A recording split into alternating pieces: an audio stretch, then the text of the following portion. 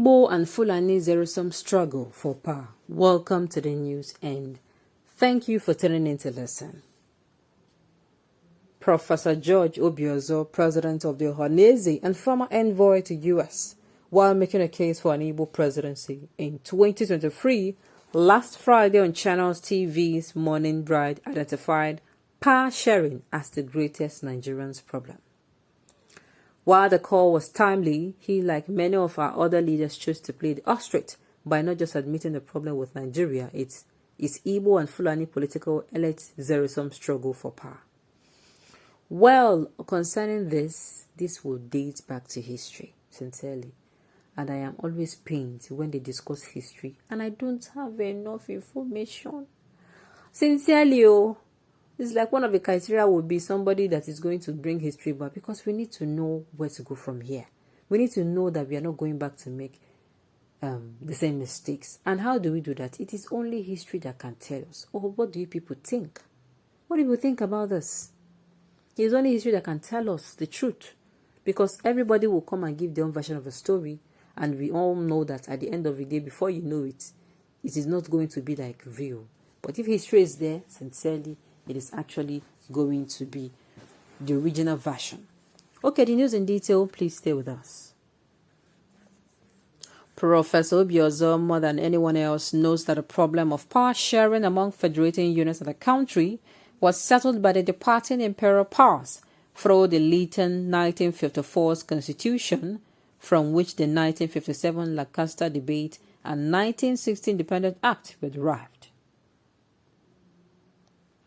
What obtained, therefore, at independence was a working federation with autonomous regions, revenue sharing formula based on derivation and regionalization of public service, judiciary, and marketing boards with provision made for the federal government to operate from a neutral ground. Igbo political elites and their northern counterparts, made up of the Fulani hegemonic class and a few favored individuals among the conquered Hausa and minority groups in the north, integrated through either marriage, political appointment, or business share some parallels. These include socio-economic political philosophy on how Nigeria must be run, manipulation of their people for profit, and glorification of a few who built their palaces of the people among the squalor of the exploited masses, whose welfare they had capacity to lay foundation for, just as Western Nigeria leaders did between 1952 and 1962. But sadly, the two rivals who, like the departing imperial powers, view Nigeria as a no-man's land that can be freely pillaged, choose otherwise. Out of sheer greed for power, they destroy the superstructure bequeathed on us by our founding fathers when in breach of a letter and spirit of a constitution.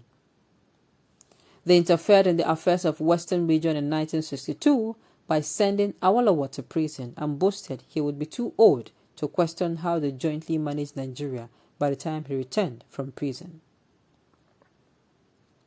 In their zero-sum struggle for power, the more educated group of citizens spread across the country predictably campaigned for a unitary system which the rival believed was a recipe for the recolonization of the North. The other group was from 1950, subscribed to a unique federal arrangement in their population advantage and geographical land spread, twice the size of other federating regions, guaranteed for them the power to decide the fate of the country. The winner-takes-all struggle assumed a new dimension after independence, with each group attempting to take control of the military, regarded according to Richard Sklar as one institution that will one day determine power equation. To challenge the domination of a middle-rank officer cadre by Igbo, their northern rivals forced the outgoing imperial powers to lower entry standards to accommodate northern youths. The lobby to control the military becomes so intense, and that pressure from Dr. Azikiwe forced Balewa to ferry Dr. Mbadiwe and Matthew Mbu to Kaduna to persuade Amadu Bello to drop his choice of Ademologun for Irunsi, a decision he took with a prophetic warning that Nigeria would regret Irunsi's choice. What we had by January 1966 was therefore a military predominantly controlled by the East and the North with the West unable to boast of more than 50 foot soldiers. For this reason, when Lagos became the battleground in January 1966, unchallenged Igbo military officers had a smooth operation, eliminating all senior northern military officers and south and northerners. Political leaders. Similarly, in July 1966, it became a balance of terror as Murtala Mohammed took control of Lagos and Abeokuta, eliminating every Igbo military officer on sight, while Danjuma, in a night of many knives in Ibadan, effortlessly had Aguiyi Ironsi, the head of state, and Adekunle Fajuyi, his host, captured and murdered. As the outbreak of a civil war, Ojukwu still lusted over Nigeria instead of defending the rebel enclave, ordered the invasion of the Midwest region, imposed an Igbo administrator, and immediately started sharing booties of war, even before securing victories.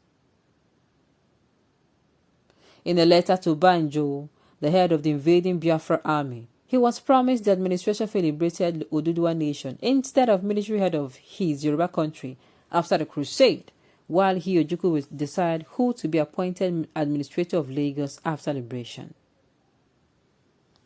In 1979, the defeated Igbo swallowed their pride and went into an alliance with NPN, a reincarnation of NPC of the First Republic.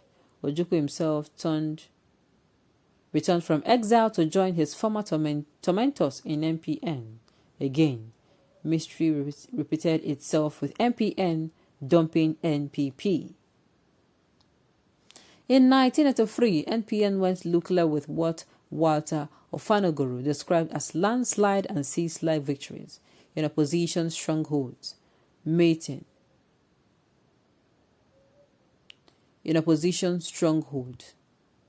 including Modakeke quarters of Ile-Ife, which returned more votes for NPN than its total population.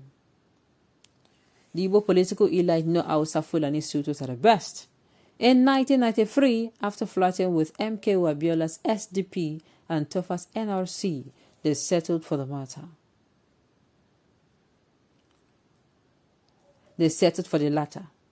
Abiola won only Anambra, losing Abia, Imo, Ebonyi, and Rivers to Tofa, the northern suitor, and prominent among those who fought like slaves to support Babangida's annulment of the most credible election in our nation's history, where Igbo leading lights including Orthon Zeribe, Walter Ofanogoro, Uche Chukwuemerije, and Clement Akpambo with the biggest masquerade, Dim Odumegwu Ojukwu, who as Abacha's envoy to Europe was mandated to demarcate MKO Abiola, he claimed could not be president on account of his many wives. Okay, on this note, we've come to the end of the news. We say thank you for tuning in to listen. And until I come your way next time, enjoy the rest of the day.